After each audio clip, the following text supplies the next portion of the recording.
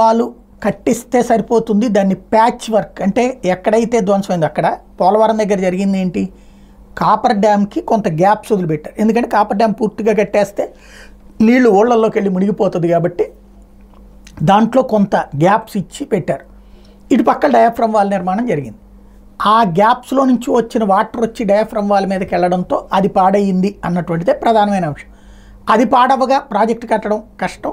అందుకనే అది అట్లా పక్కన పెట్టేసి మరొక వైపున సీపేజ్ పోవడానికి తగిన ఏర్పాట్లు చేయడం, అదొక 45 గేట్లు ఏర్పాటు చేయడం జరిగింది. ఇది ఇక్కడ డయాఫ్రమ్ వాల్ మీద జరగాల్సింది, మిగతాది కన్స్ట్రక్షన్ జరగాల్సినటువంటి పని. ఆ డయాఫ్రమ్ వాల్కి సంబంధించి ఆ లోపం మీదంటే మీద అనుకున్నటువంటి చర్చ తప్పించి ప్రాక్టికల్ లేదు. అయితే జగన్కి ముందే చెప్పినా కూడా 2 ఏళ్ల క్రితమే చెప్పినా పట్టించుకోలేదు. డయాఫ్రమ్ వాల్ని మరమ్మతులు కాదు కట్టమని చెప్పాము అని చెప్పేసి తాజాగా ఒక మాజీ ఇంజనీర్ ప్రకటించారు. రిటైర్డ్ అయిన ఇంజనీరు దెబ్బతిన్న డయాఫ్రమ్ వాల్కి నామమాత్రంగా మరమ్మతులు చేయకుండా తిరిగి కొత్తగా నిర్మించాలని అప్పటి సీఎం జగన్కి 2 ఏళ్ల క్రితమే తాను సూచించినట్టు ఏదైతే రిటైర్డ్ ఇంజనీర్ల సంఘం అధ్యక్షుడు వెంకటేశ్వరరావు ప్రకటించారు. ఈ మేరకు తగిన వివరాలతో చంద్రబాబుకి సోమవారం లేఖ రాశారు.